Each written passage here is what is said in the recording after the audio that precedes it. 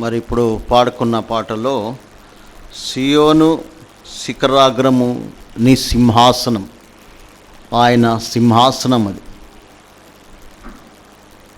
సియోన్లో నిన్ను చూడాలని, ఆయనను చూడాలని ఎంతమంది ఆశ కలిగి ఉన్నారు. ఒకసారి నేను ఒక వాక్యోపదేశం చేసింటి, నిన్ను చూడాలని ఉంది ఒక పాటలో నుంచి. జక్కయ్య కూడా ఆయనను చూడాలని ఉంది. చూసి ఎంత గొప్ప ఆశీర్వాదం పొందినో చూడండి. కానీ మనము జక్కయ్య అయితే మరి కన్లారా చూసిండు ఆయన ప్రాక్టికల్గా. మనమైతే చూసి నమ్మిన వారి కంటే చూడని నమ్మని వారు ధన్యులు అని దేవుని వాక్యం తెలుసు. తోమా విషయంలో అంటాడు. సో మనం అది ఆ పరలోకంలో ఆ దృశ్యం, ఆ యువరాజు అక్కడ పరిశుద్ధి అనే పాటలో కూడా ఆ యువరాజు అని ఉంటాడు. ఆ యువరాజు అక్కడ కూర్చుంటాడు. ఆ వధింపబడిన గొర్రె పిల్లను మనం అక్కడ చూడాలి. ఆ గొర్రెపిల్ల వివాహ మహోత్సవమును మనం పాల్గొనాలి. మరి ఆ మధ్యాకాశంలో మరి ప్రభువునందు నిద్రించిన వారు అక్కడే ఉంటారు. ప్రభువును మనము సొంత రక్షకునిగా అంగీకరించి మరి ఆయనలో నడిచి ఆయనతో ఉంటే మరి సార్వత్రిక సంఘం యూనివర్సల్ చర్చ్ ఎత్తబడుతుంది. ఆ ఎత్తబడినప్పుడు ఆ గందరగోళం ఏ రీతి ఉంటుందో ఒకసారి ఊహించండి. భార్య ఎత్తబడుతుంది, భర్త ఇక్కడనే ఉంటాడు. విమానాల్లో పైలట్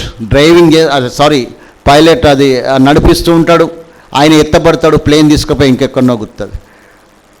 ట్రైన్లో బుల్లెట్ ట్రైన్ కానీ ఏ ట్రైన్ కానీ అక్కడ డ్రైవర్ రక్షింపబడతాడు, అక్కడ ఉన్న వాళ్ళందరూ. డ్రైవర్ ఎత్తబడతాడు, ఆ ట్రైన్ ఎక్కడే వెళ్ళి గుద్దుకుంటుందో తెలియదు. ఈ రీతిగా నా భార్య ఎక్కడ పోయిందంట ఈయన వస్తాడు, నా భర్త ఎక్కడ పోయిందంట ఈమె వస్తాడు.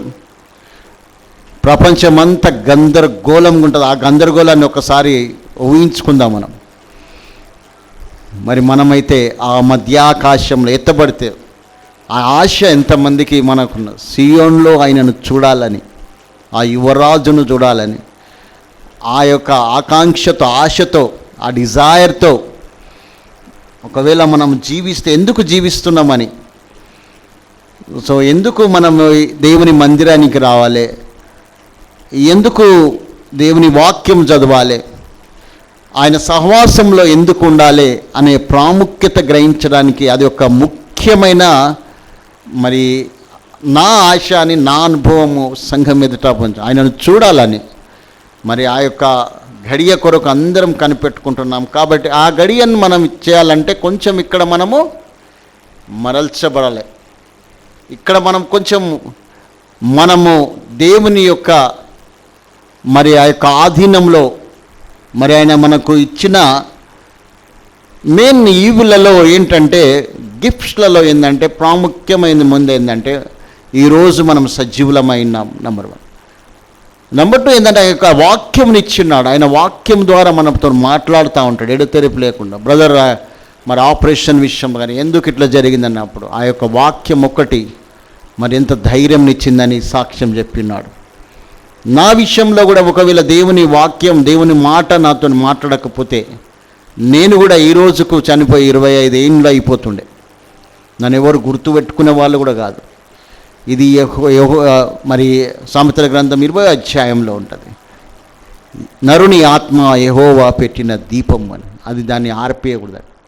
ఆ వాక్యం నన్ను బ్రతికించినది, నీ వాక్యం నన్ను బ్రతికించి ఉన్నది అనే రీతిగా నేను కూడా ఎప్పుడు అది నిరంతరము లోకంలోంతవరకు కూడా అది సాక్ష్యం చెప్పగలుగుతాను. లేకపోతే ఇప్పుడు మీ మధ్యలో నేను ఉండేవాడిని కాదు. సో వాక్యము సజీవమైనది, అది బ్రతికిస్తుంది. డాక్టర్స్ అన్న ఒకవేళ చేతులు ఎత్తేస్తారు, కానీ దేవుని వాక్యము మనల్ని బ్రతికిస్తూ ఉంటుంది. ఒకవేళ బ్రతికించకుంటే కూడా దేవునితో ఉంటాం. ఇంకెంత అంతకంటే ధన్యత ఇంకేంటంటే, ఇక్కడ కళ్ళు మూస్తాం, అక్కడ కళ్ళు తెరుస్తాం. సో ఈ రకంగా ఉన్నామంటే కొంచెం మనకు ఇక్కడ దేవుని సన్నిధిలో ఉన్నప్పుడు కొంచెం ఎక్సర్సైజ్ అనేది, దెబ్బలు అనేది తగులుతూ ఉంటుంది, కొంచెం రిపేర్స్ అనేది జరుగుతూ ఉంటుంది. ఏ రకంగా అంటే దీనికి రాజుల గ్రంథము, మొదటి రాజుల గ్రంథము 6వ అధ్యాయము 7వ వచనం కొంచెంగా మనం ఈరోజు ధ్యానిద్దాం. మొదటి రాజుల గ్రంథం.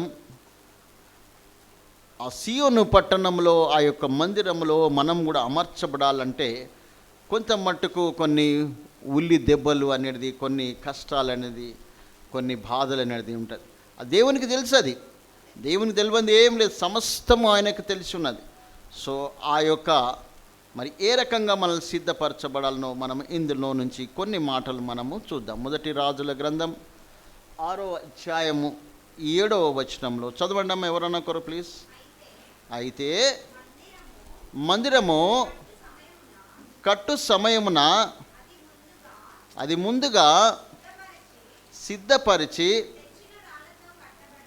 తెచ్చిన రాళ్లతో కట్టబడెను. మందిరమున కట్టు స్థలమున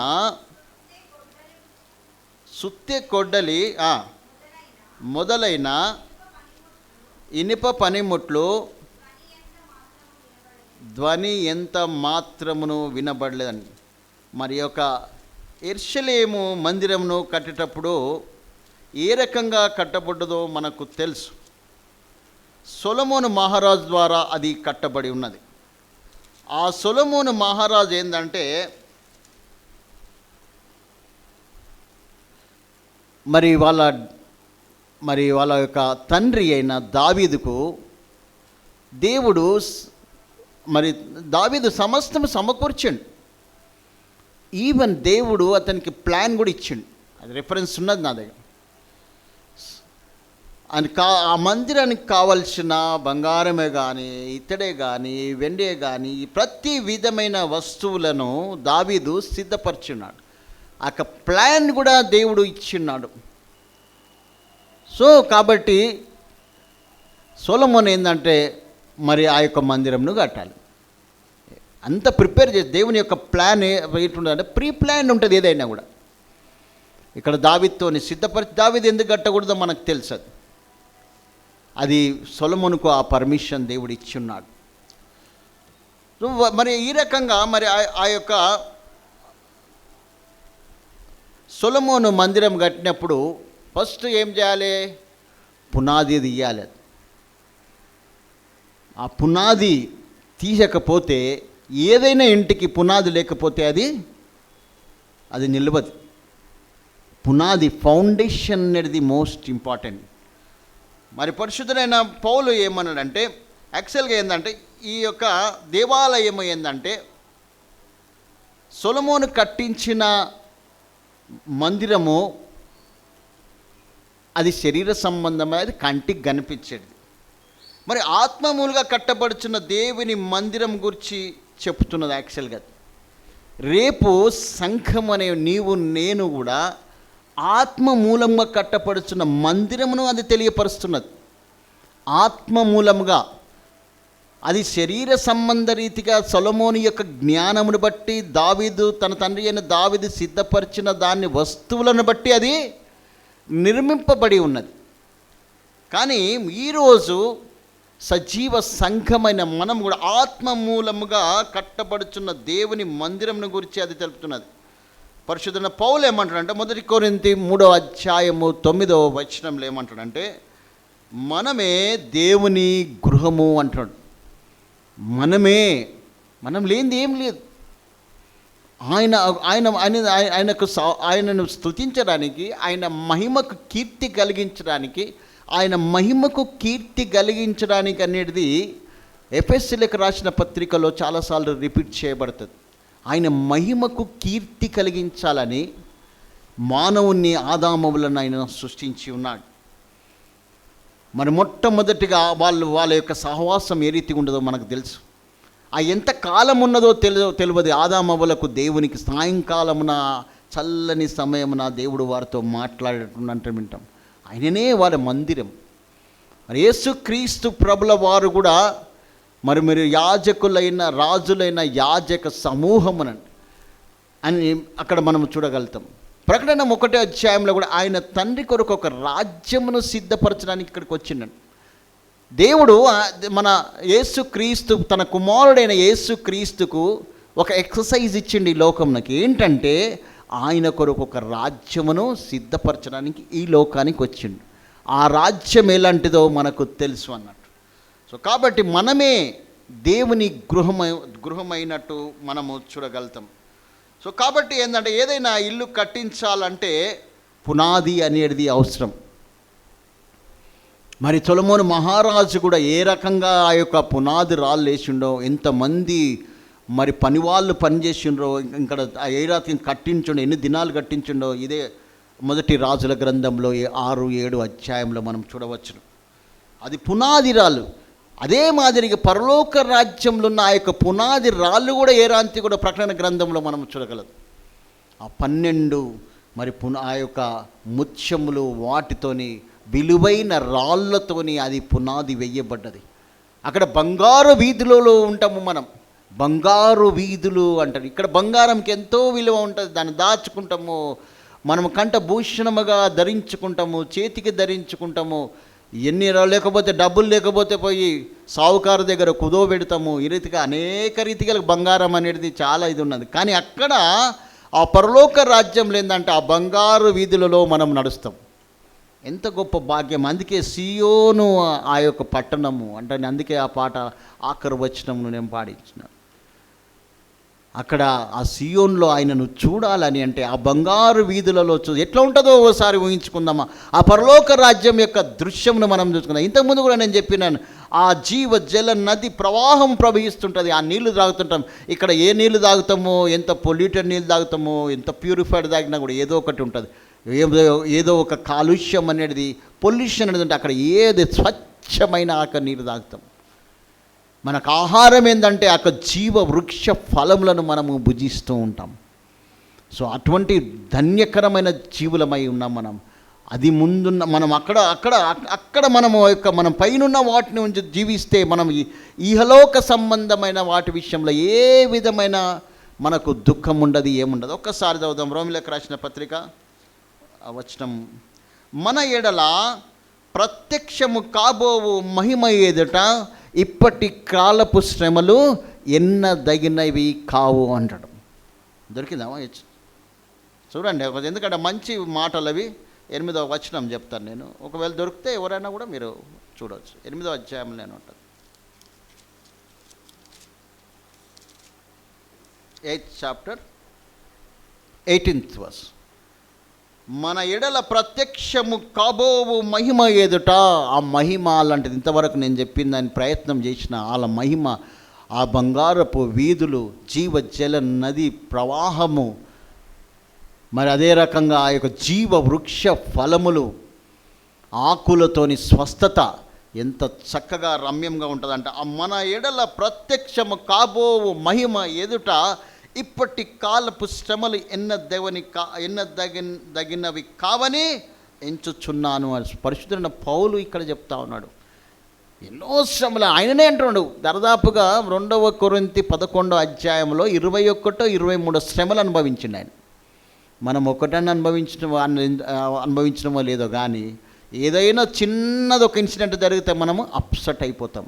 ఆయన అన్ని శ్రమలు అనుభవించి కూడా ఇప్పటి కాలపు శ్రమలు ఎన్నదగినవి కావంటాడు. అంటే లెక్క లేవు. అది ఇంత ఆ మహిమ ఎదుట మన ఎడల ప్రత్యక్షము కావాల్సిన ఆ యొక్క మహిమ ఎదుట ఇప్పటి కాలపు శ్రమలు అంటే పరిశుద్ధుడైన పౌలును ఊహించుకుందాం. అక్కడ నిన్ను నన్ను ఊహించుకుంటే మనం ఫెయిల్ అవుతాం. అక్కడ ఆయననే ఆ 21 శ్రమలు, 22-23 శ్రమలు ఉన్నాయి అక్కడ. ఎన్ని రాసుకుంటూ వచ్చి ఉండదు. అన్ని శ్రమలు పొంది కూడా మరి ఆయన ఆ రీతిగా ఆ ప్రత్యక్షం ఇస్ నథింగ్. సో కాబట్టి ప్రభునందు ప్రియులారా, ఆ యొక్క మందిరము అనేది మనం ఏదైనా మందిరం కట్టబడాలని, ఆ పరలోక రాజ్యమైన యెరూషలేము అయినా కూడా ఏంటంటే దానికి పునాది వేయాలి. పునాది వేసి కట్టవలసింది. పునాది లేకుంటే మన ఆత్మీయ స్థితి పడిపోతాం మనం. పునాది ఎక్కడ ఉన్నది అంటేనంటే ఇక్కడ చూస్తూ ఉంటే మొదటి కొరింథీ 3వ అధ్యాయము 10వ వచనంలో దేవుని గృహము దృఢమైన బండపై పునాది వేయబడిన, ఆ బండ క్రీస్తే. ఆ బండ క్రీస్తే, ఆ పునాది క్రీస్తే. నీకు నాకు ఒకవేళ పునాది అనేది లేకపోతే, క్రీస్తు అనే బండ మీద లేకపోతే మనము నిలవలేము. ఏదో పైకి దేవుణ్ణి అంగీకరించి ఎమోషనల్గానో ఎవరో ఏదో వాక్యం బలంగా చెప్తే ఆ రోజు అంగీకరించి తర్వాత ఏ రీతిగా టైర్ మొత్తం గాలి నింపి జస్ట్ పంక్చర్ అయితే ఆ రీతికి కాదు. ఆ పునాది క్రీస్తు మీద ఉంటే ఎన్ని శ్రమలు వచ్చినా ఏమొచ్చినా అది కింద ఉంటుంది అది. సో పునాది అనేది గట్టిగా ఉంటే, అందుకే దావీదు నా కోట, నా కొండ, నా ఆశ్రయదుర్గము, నా అంత మొత్తం ఆయన అంటాడు. ఆయన పునాది అయిననే ఆ పునాది ఎంత గట్టిగా ఉంటే ఆ ఇల్లు అంతా గట్టిగా ఉంటుంది. అంబానీ అంటారు వాళ్ళ భార్య గురించి, మరి ఆ యొక్క ఒక మంచి బిల్డింగ్, కాస్ట్లీ బిల్డింగ్ బంగ్లా కట్టించిండంట. ఆ యొక్క బిల్డింగ్ అంట భూకంపం వస్తే కూడా ఏం కాదంట. కానీ దేవుని రాజ్యం వస్తే ఏమవుతుంది, రెండవ రాకడ ఏమవుతుంది, చాలా కొన్ని కోట్ల రూపాయలు అంట. అది నేను సరిగా ఇది చేయలేదు కానీ కొన్ని కోట్ల రూపాయలు అంట అది ఆ అంబానీ తన భార్య కట్టించిండంట. సో అంత పునాది అనేది ఎంత బలంగా ఉంటే అంత ఆ యొక్క ఇల్లు బలంగా ఉంటుంది. ఆ బండ క్రీస్తే. సో కాబట్టి ఏంటంటే క్రీస్తే ఆ బండ. మొదటిది ఏంటంటే ఆయన క్రీస్తు పునాది రాయి. ఏ ఇల్లు నిర్మించబడాలన్నా కూడా పునాది అనేది క్రీస్తే ఉన్న. మన ఆత్మీయ మందిరమును, ఆత్మీయ గృహమును మనం నిర్మించుకోవాలంటే, ఆత్మీయ రీతిగా స్థిరపడాలంటే క్రీస్తే పునాదిగా ఉండాలి. ఆ బండ క్రీస్తే అయి ఉన్నది. సో కాబట్టి అదే రీతిగా రెండవ ఎఫెసీలకు రాసిన పత్రిక 19వ అధ్యాయంలో కూడా మనము అక్కడ చూడవచ్చు ఈ పునాది గురించి. Ephesians 2nd chapter 19th verse. కాబట్టి మీరిక మీదట పరజనులను పరదేశులనై ఉండక పరిశుద్ధులతో ఏక పట్టణస్థులను దేవుని ఇంటి వారై ఉన్నారు. దేవుని ఇంటి వారమే. దేవుని మనం పరజనులమి కాదు, దేవుని ఇంటి వారమైన ఆ యొక్క ఎరుక మనకు ఉన్నదా? ఆ నాలెడ్జ్, ఆ యొక్క ఆశ అనేది మనకు ఉన్నదా? మన ఆత్మీయ స్థితి ఏ రీతిగా ఉన్నది? నిజంగానే ఒక 6 days అంతా ఎక్కడెక్కడనో అటు ఇటు ఏదో తిరిగి ఆలోచనలు ఎన్ని ఆలోచనలు వస్తాయి. కొన్ని 1,00,000 కోట్ల ఆలోచనలు మన యొక్క బ్రెయిన్లో వస్తూ ఉంటాయి. కొన్ని అందులో మనకు రిజిస్టర్డ్ అయి ఉంటాయి. ఎన్ని ఆలోచనలు వస్తూ ఉంటాయి. సో కాబట్టి ఏంటంటే మనము ఈ ఆలోచన మన సబ్కాన్షియస్లో అది రిజిస్టర్డ్ అయి ఉండాలి. ఆ పరజనులమై ఉన్నాం, మనం దేవుని ఇంటి వారమై ఉన్నట్టు ఉండాలి. 20వ వచనం చదవమ్మా. క్రీస్తు ముఖ్యమైన మూలరాయి. ఇక్కడ మూలరాయి ఇది నెక్స్ట్ వస్తుందా? అపోస్తులను ప్రవక్తలను వేసిన పునాది మీద మీరు ఆ పునాది మీద నేను కట్టబడిన మా శిష్యుల ద్వారా పర్వలోకమునకు వాళ్ళు సువార్త చాటించడానికి దేవుడు వాళ్ళకు ఆజ్ఞ ఇచ్చున్నాడు. 12 మంది 12 రకాలుగా స్కాటర్ అయిపోయి ఉన్నారు వాళ్ళు. వాళ్ళ తర్వాత ఏమంటే వాళ్ళ నుంచి కొంచెం మంది భక్తులు వచ్చిన్నారు. ఆ రీతిగా మరి యేసుక్రీస్తు ఇప్పుడు 2025 వరకు కూడా ఎంతమంది భక్తులు వచ్చిన్నారు. ఆ పునాది వాళ్ళు వేస్తూ ఉన్నారు. ఇప్పుడు మాకు ఒక ఆత్మీయ తండ్రి జాన్ వెస్లీ గారు మాకు పునాది వేసి ఉన్నాడు. ఆయన వేసిన ప్రవక్తలు మరి ఏమంటున్నాడు ఇక్కడ? అపోస్తులను ప్రవక్తలను వేసి దైవజనులు అనే వాళ్ళు పునాది మీద మనం కట్టబడి ఉన్నామా? సో కాబట్టి ఈ రకంగా ఏంటంటే మరి వేసిన పునాది మీద మనము కట్టబడి ఉన్నాం. దైవజనుడైన మోషే కూడా ఆయనను చూడాలని ఆశపడ్డది. మనం ఏ రీతిగా సియోన్లో ఆయనను చూడాలని అనుకుంటే మరి మోషే ఆయనతో మాట్లాడుతున్నాడు. ఆయన స్వరం వింటున్నాడు. హోరేబు ఆ పరిశుద్ధ పర్వతం మీద ఆయనతో ఒక స్నేహితునితో మాట్లాడినట్టు మాట్లాడాను అంటే దేవుని వాక్యం. ఆయనతో మాట్లాడినట్టు ఎవరితోని మాట్లాడలేదంటాడు. ఒక ఫ్రెండ్ లాగా ఉండనంటాడు. కానీ ఏంటంటే ఒక ఆశ పుట్టింది మోషకి. ఏంటంటే ఇంతమంది చక్కగా మాట్లాడుతున్నాడు, ఇంత సర్వశక్తి కలిగిన దేవుడు, సార్వభౌమత్వం కలిగిన ఈ దేవుడు, ఇంత తేజోమయుడైన ఈ దేవుడు, ఇంత పరిశుద్ధుని ఆయన చూడలేకపోతున్నాను, ఆయన తగ్గించుకుంటే నేను చూస్తా కదని ఒక ఆశ అనేది మోషకి అక్కడ పుట్టింది. కానీ ఆ మోషకి ఏం చేసిందంటే నీవు ఏ నరుడునో నన్ను చూసి జీవించలేడు అన్నాడు. ఎప్పుడైతే ఏమనంటే నీవు ఆ బండ మీద నిలబడు అన్నాడు. క్రీస్తు అప్పుడు లేడు, కానీ ఆయన సర్వకాలములో ఉండే ఆ దేవుడు, వర్తమాన భూత భవిష్యత్ కాలంలో ఉండే క్రీస్తు అప్పటి నుంచే ఉన్నాడు. ఆయన ఆ బండ మీద నిలబడితే నీవు నన్ను చూడగలుగుతావు అంటాడు. నిర్గమకాండము 33:21 మోషే బండ మీద నిలవగా దేవుడు వెనుక పార్శ్వమున చూపెట్టినాడు. ముంగలు చూస్తే నువ్వు చూడలేవు, నువ్వు జీవించలేవు. ఆ తేజస్సును, తేజో మహిమను మనము చూడలేము. ఆయనను చూడాలంటే చాలా కష్టం. ఎందుకంటే యేసుక్రీస్తు ప్రభుల వారు కూడా ఆ కొండ మీద రూపాంతరం చెందినప్పుడు శిష్యులు చూడలేకపోయినారు, పడిపోయినారు. ఇంకో మార్కు సువార్తలు అంటారు, ఏ చాకలవాడు కూడా అంత తెల్లగా ఉతకడంట, అంత తెల్లగా దగదగదగ మెరుస్తూ ఉన్నాడు. చూసిన వెంటనే శిష్యులంతా పడిపోయినారు. ఆయన తేజస్సును ఎవరు చూడగలరు? నేను నా ధ్యానంలో ఒకటి ఉంటుందండి, ఆయన సృష్టించిన సూర్యుడిని ఇంతవరకు ఎవరు సమీపించలేకపోతున్నారు. చంద్రమండలకు పోతున్నారు, చంద్రుడు చల్లగా ఉంటాడు కాబట్టి చంద్రమండలకు వెళ్తూ ఉన్నారు, కానీ సూర్యుని దగ్గరికి వెళ్ళడం లేదు. ఎవరు ఎన్ని ఎక్స్పెరిమెంట్ చేస్తున్నారు, ఏం చేసినా కూడా సూర్యుని దగ్గరికి వెళ్ళలేరు. ఎందుకు వెళ్ళలేరు? ఎన్ని సెల్సియస్ అది టెంపరేచర్ ఉంటుంది, దాన్ని తట్టుకోలేడు. ఈయన తెలివి సరిపోదు. సో కాబట్టి ఏంటంటే ఎంత నిర్మించినా కూడా, ఎంత మరి ఆ యొక్క హీట్ రెసిస్టెన్స్, టెంపరేచర్ రెసిస్టెన్స్ చేసుకొని ఎంత నిర్మించినా కూడా ఆ సూర్యుడిని అదే తట్టుకోలేదు. మరి ఆ రీతిగా ఈ సూర్యుడే ఆ రీతిగా ఉంటే, ఆ సూర్యుని సృష్టించిన ఆయన ఎంత తేజోమహిమడు ఉంటాడో చూడండి. సమీపింపరాని తేజోమహిమతో ఉండు ఆయన. మరి ఆ యొక్క యెరూషలేము ఆ యొక్క ప్రత్యక్ష గుడారం కట్టినప్పుడు కూడా ఆ తేజోమహిమ, ఆ షకీన మహిమను చూడలేకపోయిందంట. ఆయన మహిమను చూడలేకపోతాం. సో కాబట్టి అంత తేజోమహిమని మోషను ఆయన వెళ్తూ ఉంటే ఆయన బండ మీద నిలబడాడు. ఆ బండ సందులో కూడా క్రీస్తే ఉన్నాడు. ఆ బండ సందులో నుంచి క్రీస్తు ఆ యొక్క తండ్రి ఆ యొక్క వెనుక పార్శ్వమున చూసిండను. సో కాబట్టి ఈ రీతిగా ఆ బండ అనేది క్రీస్తు ద్వారానే మనకు అనేక రీతిలుగా మరి మనం చూద్దాం. ఇంకోటి ఏంటంటే మరి నంబర్స్ సంఖ్యాకాండము 20:11 కూడా ఏంటంటే, మరి అక్కడ సందర్భం మనం ఎక్కడైనా కూడా వాక్యం వినేటప్పుడు ఒక పని చేయాలి, ఒక ఆలోచన చేయాలండి. నేను ఎక్కడ చెప్తుంటే అక్కడికి వచ్చేసేయాలి మీరు, అంతే నాతో పాటు వస్తూ ఉండాలి.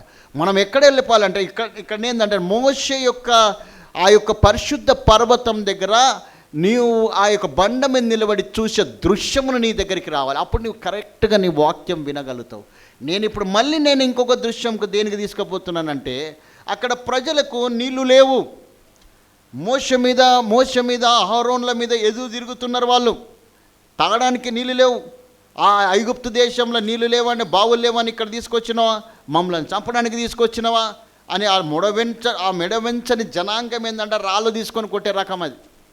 ఇక మరి అప్పటికే మోషకు చాలా కోపం వచ్చేసింది. ఆయన 20:11 కదా, రైట్. మరి అక్కడికి వెళ్ళాలి మనం. ఆ జలముల దగ్గర వెళ్తే అప్పుడు దేవుడు ఏమన్నాడు, నీవు మరి ఆ యొక్క బండతో మాట్లాడిపో అన్నాడు. మోషే కంప్లీట్గా కోపం వచ్చేసింది. ఈ ప్రజలకి ఎన్ని ఆ ఎర్ర సముద్రం చీల్చి 6 నేలను నడిపిస్తే వీళ్ళేమో అక్కడ సంతోషంగా గానంలో ఆ యొక్క నిర్గమకాండం 16వ ఆ మిరియాం ఒక ఆమె వాయిద్యం వాయిస్తూ నాట్యం చేస్తుంటే అందరూ సంతోషించిండ్రు. ఎంత గొప్ప కార్యం చేశారు. వీళ్ళేమో ఇక్కడ సంతోషంగా ఉన్నారు. ఈ ఒడ్డు మీద ఆ యొక్క ఈజిప్తీయులు చనిపోయి వాళ్ళ శవాలను అక్కడ చూసిండ్రు. వాళ్ళు ఎంత గొప్ప కార్యం చేసి 430 సంవత్సరంలో వాళ్ళు ఎంత చిత్రహింసలు పొందిన్నారో, ఎన్ని హింసలు పొంది ఉన్నారో వాళ్ళు. అవన్నీ మర్చిపోయినారు. దేవుడు మనకు చేసిన మేళ్ళను కూడా అతిథిగా మర్చిపోతూ ఉంటాం. అవన్నీ మర్చిపోయినారు. ఇప్పుడు ఇక్కడ నీళ్ళ దగ్గరకు వచ్చేసరికి మొదలు పెట్టేసారు మళ్ళీ. అంటే ఎంత తొందరగా ఇశ్రాయేల్. అప్పుడు దేవుడు ఏమన్నాడంటే మోషేతో, ఆ బండతోని మాట్లాడన్నాడు. అంతే. మోషే ఏం చేసాడు, కర్రను తీసుకొని 2 సార్లు కొట్టాడు, 2 టైమ్స్ కొట్టాడు. అప్పుడు దేవుని కోపం వచ్చేసింది.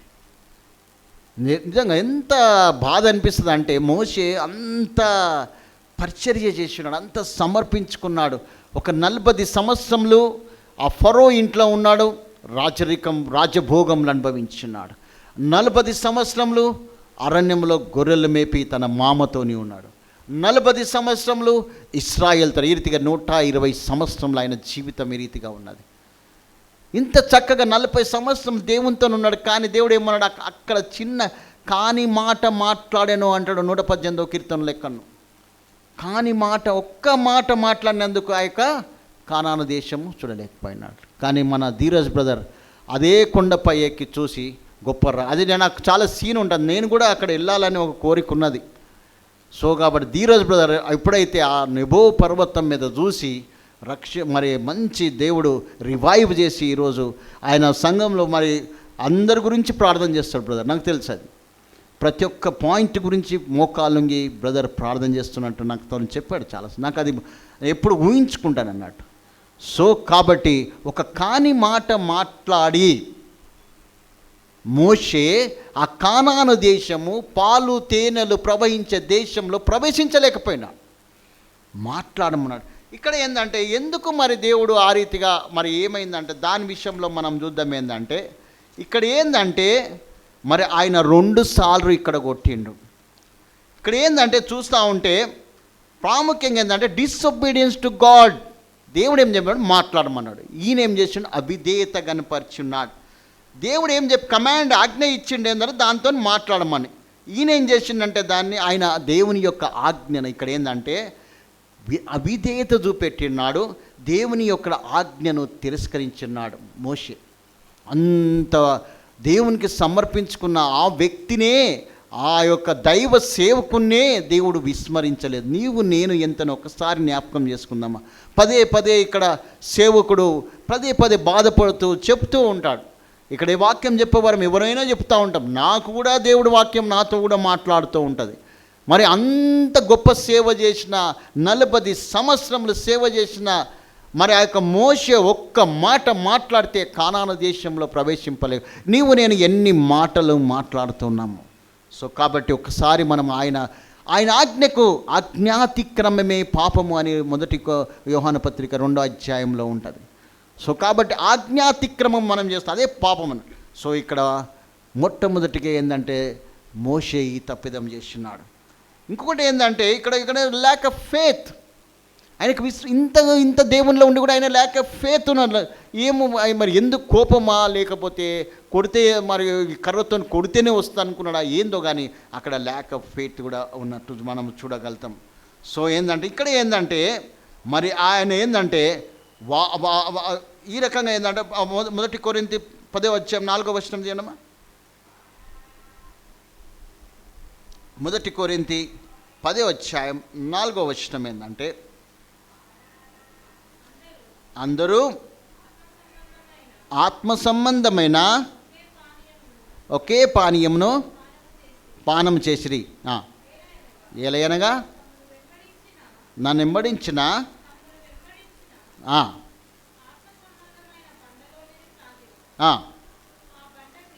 ఆ బండ క్రీస్తే. ఆయన కొట్టబడి ఉన్నాడు, ఆయన గాయపరచబడి ఉన్నాడు 53వ ఐజాయాలో. ఇక్కడ ఏం చేసిండంటే ఒకటేసారి ఆయన సిలువ వేయబడాలి, ఒకటేసారి ఆయన మరణించాలి, తిరిగి లేవాలి.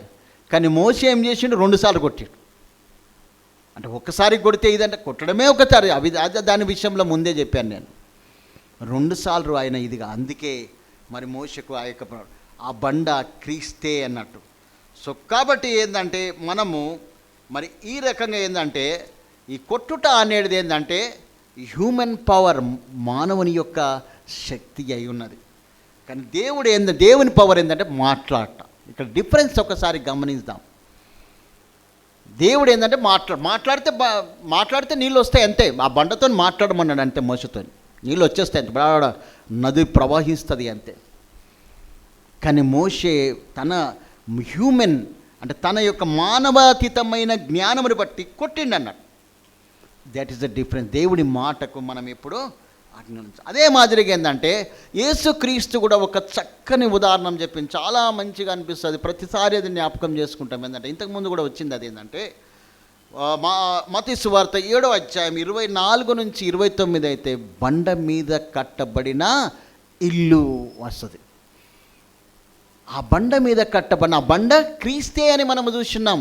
ఆ బండ మీద కట్టబడిన ఇల్లు ఉంటే వరదొచ్చినా, వాన వచ్చినా, గాలి వచ్చినా, వరద అంటే ఇక్కడ శ్రమలు అన్నట్టు, పైనుంచి దురాత్మలు వచ్చినా కూడా, గాలి వచ్చినా కూడా, ఏ విధమైన శ్రమలు వచ్చినా కూడా, అది అనారోగ్య రీతికి కానీ, ఫైనాన్షియల్ విషయంలో కానీ, ఏ శ్రమ వచ్చినా కూడా నీవు అది ఆ బండ మీద పునాది ఇల్లు కట్టుకున్నాడు కాబట్టి అది అది స్థిరంగా ఉంటుంది అంతే.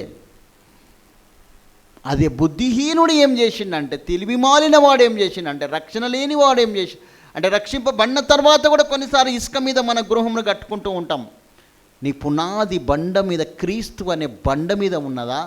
ఇసుక అనే మరి ఒక గాలి వస్తే, లేకుంటే ఒక వరద వస్తే కొట్టుకపోయే ఇసుక మీద నీవు పునాది కట్టుకున్నావా?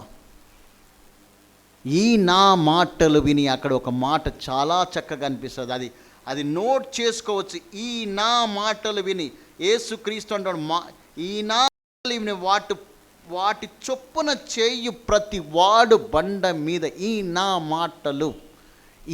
మాటలు అంటే మత్తయి సువార్త 5వ అధ్యాయము, 6వ అధ్యాయము, 7వ అధ్యాయము, ఇవి కొత్త నిబంధన ధర్మశాస్త్రం. మనకు అది ధర్మశాస్త్రం అంతే. నేను చెప్పున్నది ఏమనగా, ఒక స్త్రీని మోహ చూపుతోని చూస్తేనే నీవు వ్యభిచరించినట్టే.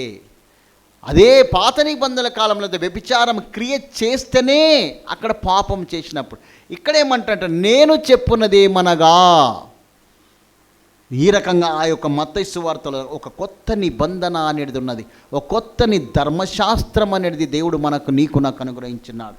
నేను అనుకుంటే ఏంటంటే, వారంలో ఒకసారైనా 5, 6, 7 అధ్యాయాలు చదువుకుంటే మంచిదో ఏమో అనిపిస్తున్నది. ఇప్పుడు ఒక ఆలోచన వచ్చింది. ఇప్పటి నుంచి నేను ఈ మండే నుంచి స్టార్ట్ చేస్తాను, లేకుంటే ఈ రోజు నుంచే స్టార్ట్ చేస్తాను. రోజుకు ఒక్కసారి 5, 6, 7 అధ్యాయాలు. నేను చెప్పున్నది ఏమనగా, కొత్త నిబంధన అది. ఆ నిబంధన యొక్క రక్తంగా ఆధారం చేసుకునే మనం ఇక్కడ బల్లలో నేను చెప్పున్నది ఏమనగా అన్నాడు. సో ఈ నా మాటలు విని వాటి చొప్పున చేయి ప్రతి వాడు బండ మీద తన ఇల్లు కట్టుకొనును అని ఉన్నది. సో ఈ రకంగా ఏంటంటే, మరి క్రీస్తు పునాది అయినాడు, ఆయన మీద కట్టుకుంటే స్ట్రాంగ్గా ఉంటుంది. ఏ వరద వచ్చినా, ఎంత శ్రమ వచ్చినా, ఏది రోగం వచ్చినా, ఎంత తుఫాను మనకు అలచడి కలిగినా, సో కాబట్టి సునామీ వచ్చినా, మరి ఇలా మనల్ని కదిలించింది ఏంటంటే 2020లో కదా, 19లో ఆ రీతిగా 20లో వచ్చిన కరోనా వస్తే కూడా కదిలించమ. ఇవన్నీ none of these things move me అంటాడు పరిశుద్ధుడైన పౌలు. ఇవి నన్నేమి చేయలేవు అంటాడు. ఎందుకంటే అక్కడ ఫిలిప్ కుమార్తెలు ఏం చేస్తారంటే, ఒక దైవజనుడు ఉంటాడు, నువ్వు యెరూషలేముకి వెళ్ళొద్దు, అక్కడ నీకు నష్టం ఉంది, అక్కడ సంహరింపబడతావు, వెళ్ళొద్దు అంటాడు. అప్పుడు పరిశుద్ధుడైన పౌలు అంటాడు, none of these things move me అంటాడు. ఇవన్నీ నన్ను ఏమి చేయలేవు. ఇక నేను ఇవి ఎక్కడ చదివినంటే, నేను ఎడారిలో సెలయర్లో చదివాను. ఎడారి సెలయర్లో కూడా స్ట్రీమ్స్ ఇన్ ద డెజర్ట్ కూడా మీరు అప్పుడప్పుడు చదువుతూ ఉండాలి. అందుకే ఆ మాటలు అట్లా నా యొక్క మస్తిష్కం అంటారు, మంచి వర్డ్ ఏంటంటే, నా సబ్కాన్షియస్లో అవి రిజిస్టర్ అయి ఉన్నాయి. None of these things move me. ఒక ఏదైనా విషయం జరిగిందనుకో, సరే ఓకే, అప్పటికేం కంగారు పడం. ఏమన్నా ఎవరైనా న్యూస్ చెప్తే కంగారు పడకూడదు. మనం ఎవరో మన ఆత్మీయులు చనిపోయినరో, యాక్సిడెంట్ అయినరో, ఏదైందంటే కొద్దిగా ఆగాలి, లేకుంటే మన గుండె దడమంటారు.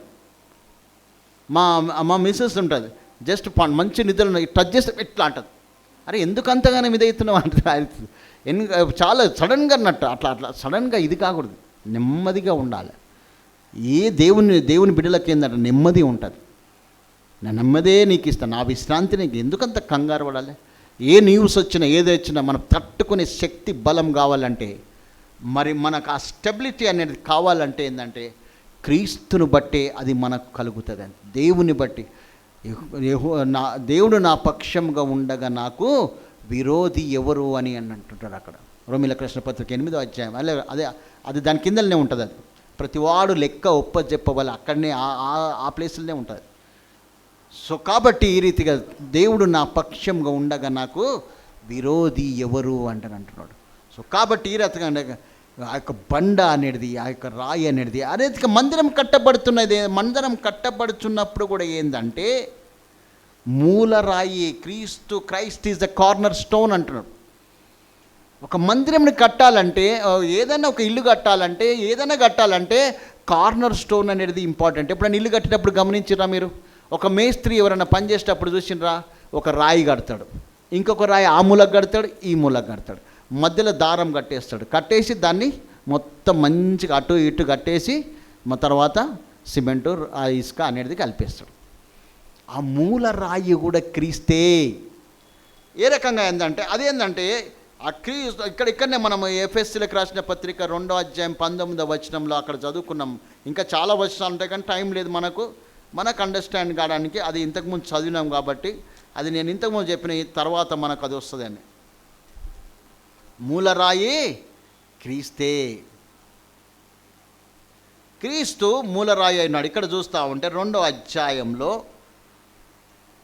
20వ వచనంలో క్రీస్తేసే ముఖ్యమైన ముఖ్యమైన ప్రాముఖ్యమైన ఇంపార్టెన్స్. మన ఇల్లు, మన మన గృహము, మన దేహము నిర్మింపబడాలంటే, ఆత్మ సంబంధమైన గృహము నిర్మింపబడాలంటే క్రీస్తే మూలరాయి అయి ఉండాలి.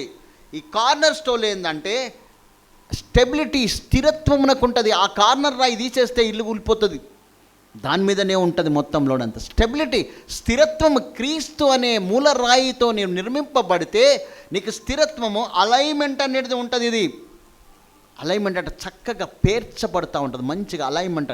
కొంచెం మిస్ అలైన్మెంట్ అయితే వీల్ ఏదన్నా మరి మన చక్రం ఏదన్నా మన వీల్ ఏదన్నా బెండ్ అయితే, యాక్సిడెంట్ అయితే ఇట్లా అవుతుంది. అదే వాళ్ళు ఎప్పుడన్నా చూసినా వీల్ అలైన్మెంట్ చేస్తే ఇట్లా రౌండ్ తిప్పుతాడు, తిప్పినప్పుడు అది స్ట్రేట్గా ఉంటుంది, మంచిగా ఇట్లా చూస్తా ఇట్లా కొడుతూ ఉంటాడు. అలైన్మెంట్ అనేది కరెక్ట్గా ఉంటుంది, అంటే మంచి కుదుర్చబడుతుంది, అమర్చబడుతుంది. ఇది ఫిజికల్ స్ట్రక్చర్కి అయినది.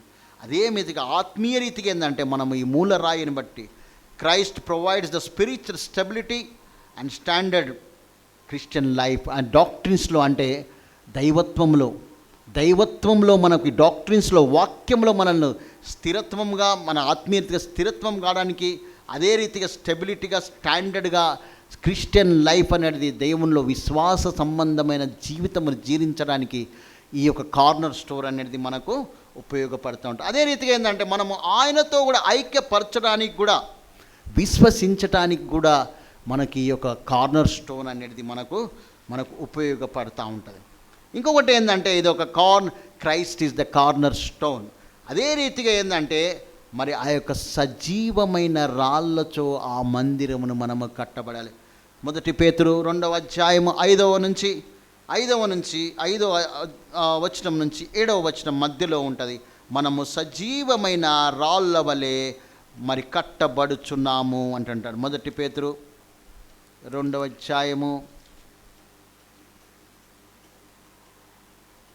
5వ వచనంలో అది అంతవరకే కావాల్సింది చదువుకుందాం మనము.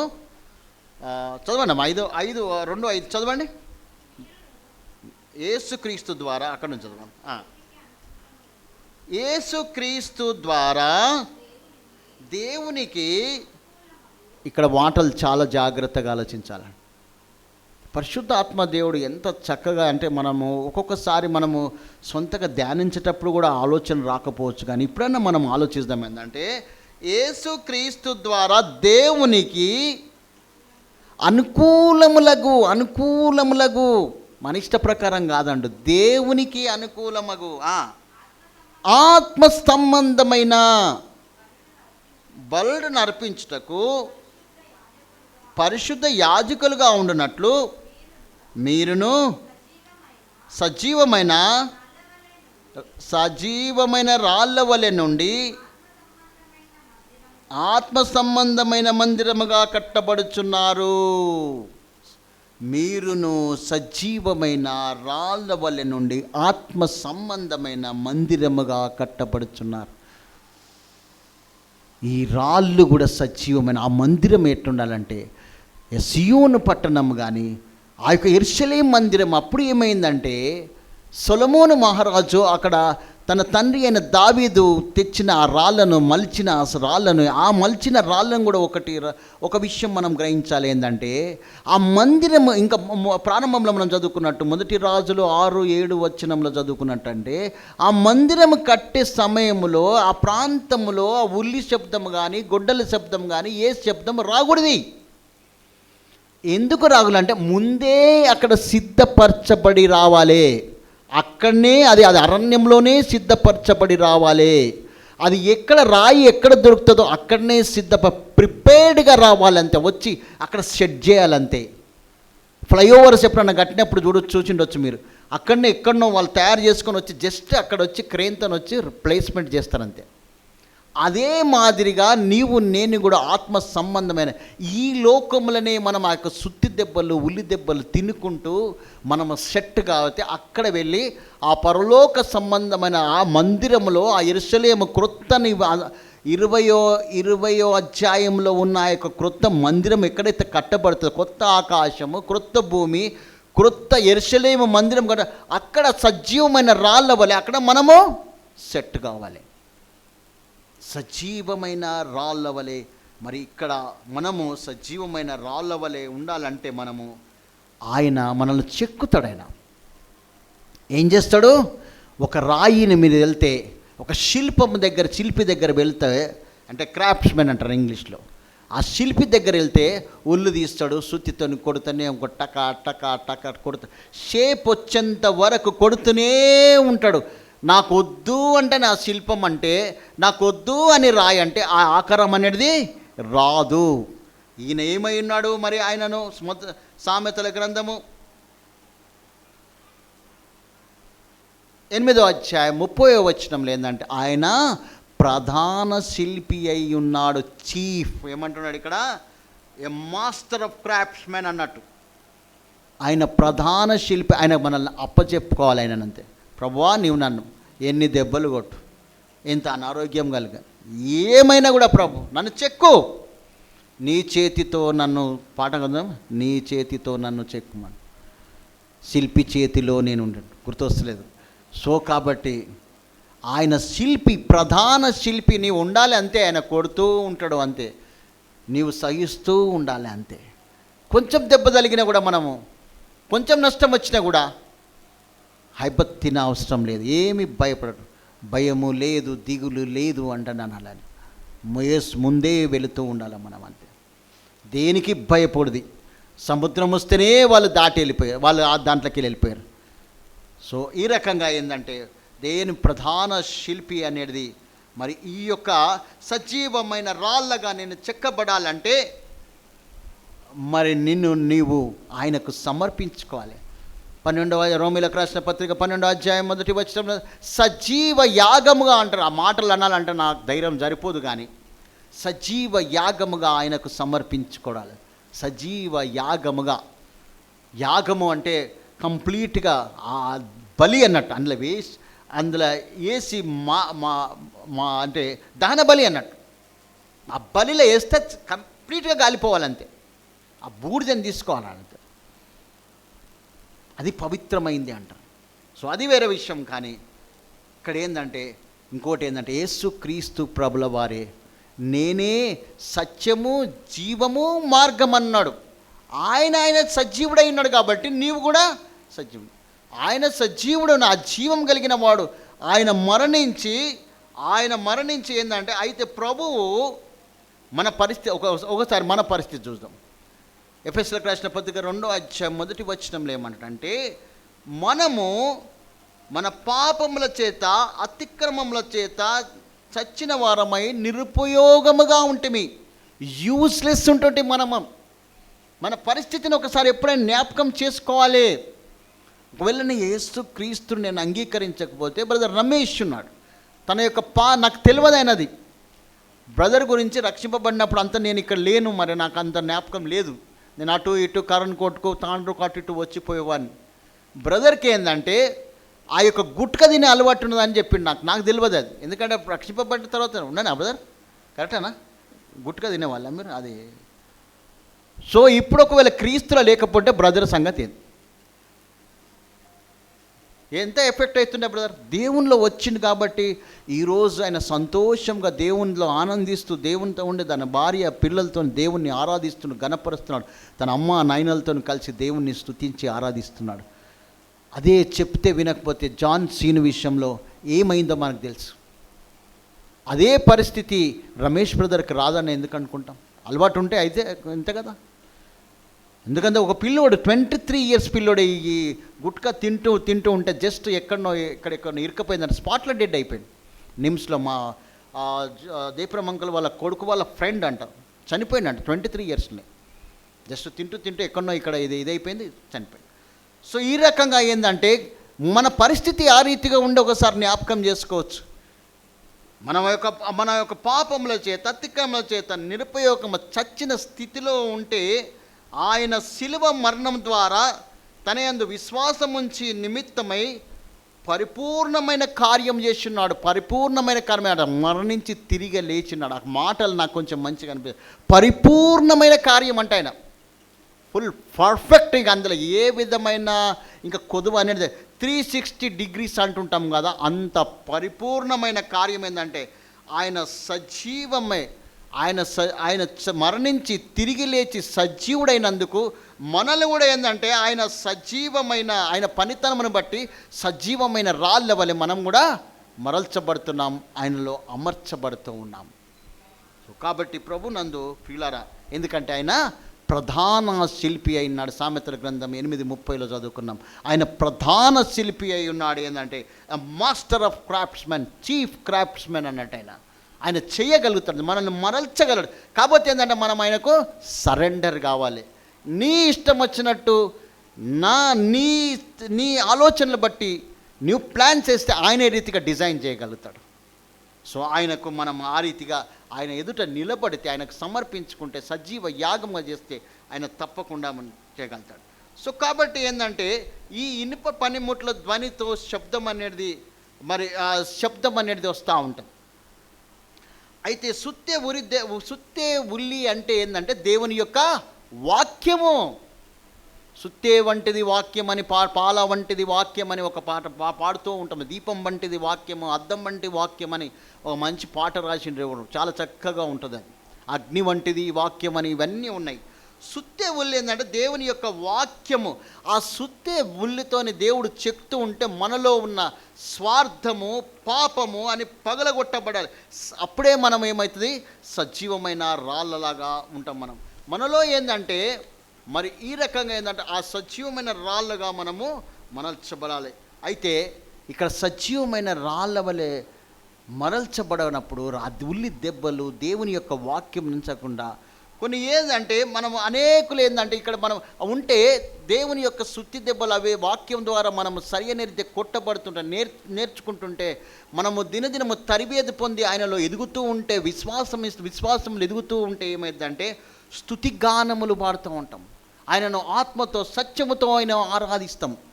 అదే ఆ యొక్క వాక్యము మరి ఆయన లేకపోతే ఏంటంటే నామకార్థముగా వాళ్ళు ఆరాధిస్తూ ఉంటారు కొందరు. మరి మనము ఆయనను ఆరాధించడానికి ఆత్మతో సత్యముతో ఆరాధిస్తున్నామా, లేకపోతే ఏంటంటే నామకార్థంగా ఆరాధిస్తున్నామా అనేది ఒకసారి మనము జ్ఞాపకం చేసుకుందాం. దాని ఫలితం ఏంటంటే తండ్రిని ఆత్మతోనూ సత్యముతోని ఆరాధించాలి. అయితే వీటికి ఇది సజీవమైన రాళ్ళ నుండి స్తుతియాగము వినబడాలి. ఆ స్తుతియాగము వినబడకుండా ఏంటంటే కొన్ని దెబ్బలు కొడుతూ ఉంటే ఏంటంటే మనుషులు ఏంటంటే కొన్ని మరి పొల్యూటెడ్ శబ్దాలు వస్తూ ఉంటాయి. డాంబికమైన శబ్దాలు అంటారు. అవి డాంబికమైన శబ్దాలు అంటే వాళ్ళని హెచ్చించుకుంటారు. నేను ఇట్లా వచ్చిన, దేవుడు మలుస్తున్నాడయ్యా, దేవుడు నిన్ను చక్క చేస్తున్నాడు, దేవుడు నిన్ను వాడుకుంటున్నాడు అంటే కొంతమంది సేవకులు అంటే వాళ్ళు డాంబికం ప్రదర్శిస్తుంటారు. అనేది చేస్తారు. కొంచెము డెవలప్మెంట్ అయిపోయి కొంచెం మెంబర్స్ ఎక్కువైపోయి ఇదే అయిపోవటాలకే నేను అనే పొగరు అనేది వస్తూ ఉంటుంది. అక్కడ ఆ శబ్దాలు అనేది అపశబ్దాలు అంటారు. అది ఏమంటారు, కొంచెము హార్మోనియం కానీ ఏదన్నా వాయిస్తే కొంచెం కుయికాయ మధ్యలో వస్తూ ఉంటే అది ఏమంటారంటే అది వర్డ్ ఏమంటారంటే అపస్తుతి. Very good. అబ్బా, ఆయన మ్యూజిక్ కాబట్టి బాగా తెలుస్తుంది. టబ్లో వాయిస్తాడు కదా బ్రదరు. అపశృతి అప్పుడప్పుడు వస్తే అపశృతి వస్తూ ఉంటుంది. ఆ అపశృతులు ఏంటంటే శరీర కార్యములు అయి ఉన్నాయి. ఆ శరీర కార్యం కూడా నేను చేసిన నోట్ చేసిన ఏంటంటే చాలా ఉన్నాయండి. నేను ఏంటంటే ఒక బైబిల్లో చదివి ఉంటుంది ఏంటంటే డెక్స్ బైబిల్ అనుకుంటా, దాంట్లో ఒక చదివిన ఏంటంటే బైబిల్లో టోటల్ 320 పాపాలు ఉన్నాయంట. కొన్ని నేను నోట్ చేసిన ఏంటంటే మత్తయి సువార్త 15:19 ఉంటుంది, మార్కు 7:24 ఉంటుంది. అయితే నోట్ చేసిన నేను మత్తయి 15:19 అక్కడ ఉన్న ప్రాంతంలో ఏంటంటే 7 పాపాలు రాసి ఉన్నాయి అక్కడ. కొన్ని ప్రయత్నం చేసిన నేను చూద్దామంటాను. మార్కు సువార్తలో 7:24 13 అంటే కొన్ని రిపీటెడ్ కూడా అవుతూ ఉంటాయి. రెవల్యూషన్లో కూడా అదే రోమన్స్ 1 చాప్టర్ 39 to 31 వరకు కూడా 15 పాపాలు ఉన్నాయి ఇక్కడ. గలతీయలో మనకు శరీర కార్యములు స్పష్టమైనమని 5వ అధ్యాయం 19 నుంచి 21 కూడా తెలుసు, అక్కడ 14 ఉన్నాయి. 2వ తిమోతి 3వ అధ్యాయం 2 నుంచి 4 వరకు బ్రదర్ పాస్టర్ గారు ఈ విషయంలో, ఈ వాక్యం విషయంలో, తిమోతి విషయంలో రాసిన అక్కడ కూడా పాపాలు 17 ఉన్నాయి. 320 పాపాలు అంటే ఈ శరీర కార్యములు అనేది, డాంబికం అనేది, శబ్దాలు అనేది వస్తూ ఉంటాయి అప్పుడప్పుడు. మనల్ని మంచి శబ్దం అని అంటే మనల్ని దేవుడు మరి ఆ యొక్క అపశృతులు అనేది ఉండకుండా మంచి శబ్దాలు అనేది వస్తూ ఉంటే, ఈ శరీర కార్యాలను నష్టపరుస్తుంటే సజీవమైన రాళ్ళలాగా మనము మరల్చబడతా ఉంటాం. సో ఒకసారి మనం జ్ఞాపకం చేసుకుందాం ఏమంటాం, మొదటి నుంచి కొద్దిగా రిపీట్ చేసుకుంటే ఏంటంటే ఆయన బండ క్రీస్తే, పునాది క్రీస్తే. అదే మాదిరిగా ఏంటంటే ఆయన మరి ఆ కార్నర్ స్టోన్, మూల రాయి ఆయననే. ఆ బండను కొడితే మధురమైన జీవజలములు వస్తవి. ఆ బండ మీద ఉంటేనే క్రీస్తును నీవు చూడగలుగుతావు. ఆ బండ సందును ఎగిరే పావురమా అనేది అక్కడ. ఆ బండ సందుల్లో ఉంటేనే నువ్వు క్రీస్తును చూడగలుగుతూ ఉంటావు. సో ఈ రకంగా ఆ యొక్క సజీవమైన రాళ్ళలాగా మనం మరల్చబడితేనే ఆ యొక్క యెరూషలేము, ఆ యొక్క నూతన యెరూషలేము మందిరములు మనం అమర్చబడతాం. మనమే దేవుని యొక్క గృహము అయి ఉన్నాం. సో కాబట్టి ప్రభునందు ప్రియులారా, కొద్దిగా ఏంటంటే మనం ఇక్కడనే మరల్చబడాలి. అక్కడ మనకు కరెక్షన్స్ అనేది ఉండయి, దిద్దుబాటు అనేది అక్కడ ఉండదు. ఇక్కడనే మనం మరల్చబడాలి. ఆ క్రీస్తుకు నిన్ను నువ్వు అప్పగించుకుంటే ఆయన ప్రధాన శిల్పి అయి నిన్ను చక్కగా నిన్ను ఒక మంచి షేప్గా నిన్ను ఆయన మనని చెక్కగలుగుతాడు. ప్రావీణ్యత కలిగిన వాడు. Is a skilled person, is a most skilled person. ఆయన ప్రధాన శిల్పి అయి ఉన్నాడు. ఆయన కలుగజేసిన అదే 8వ అధ్యాయంలో, సామెతలు 8వ అధ్యాయంలో ఆయన కలుగజేసిన పరలోకమును చూడగా నేను ఆనందిస్తుని అంటాడు. అక్కడ కిందనే ఉంటుంది అక్కడ. ఆ పరలోక రాజ్యంను చూసి ఆనందించిపోయిందంట. సో కాబట్టి ప్రభునందు ప్రియ, మనము సజీవమైన రాళ్ళ వలె ఇక్కడనే చెక్కబడదామా? ఆయనకు సజీవంగా మనల్ని మనం సమర్పించుకుందామా? సంపూర్ణంగా మనము సమర్పించుకుందామా? ఆయన చేసిన పరిపూర్ణమైన కార్యము పరిపూర్ణులై ఉందురు అని కూడా 5వ అధ్యాయం మత్తయిలో ఆఖరి వచనంలో ఉన్నది. నేను పరిపూర్ణునైనా నువ్వు పరిపూర్ణులై ఉండు, నేను పరిశుద్ధునైనా నువ్వు పరిశుద్ధులై ఉండు అని. ఆ సజీవమైన రాళ్ళ ఇక్కడ ట్రైనింగ్ ఇన్స్టిట్యూట్ లాగా మనకున్నది. ఇక్కడ ఒక పాఠశాల, ఇదేంటంటే ఒక ఇన్స్టిట్యూట్ మాదిరిగా ఉంటుంది.